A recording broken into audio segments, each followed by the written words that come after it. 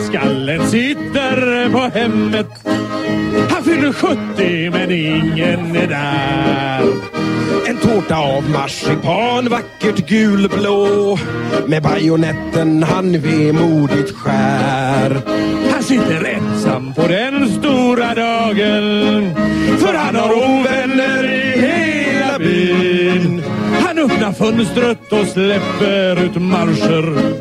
Och ser ett hakkors bland molnen i skyn. Han tänker på tider med renat och syder. Fred Perry och stänga en niohålskänga. Man umgicks med pojkar ifrån samma länga. Ja, de var så vita och fulla med hat. Många hår har sedan den dagen rakats. Nu är han gammal med blöja av papp. Om han behöver ett bäcken till kvällen så trycker han på sin lilla knapp.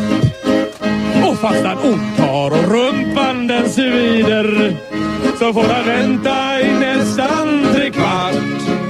För Mohammed som sköter den gamle tycker att han ganska skönt satt. Den sista skinnskallen är väldigt ledsen. För han är ensam och sköter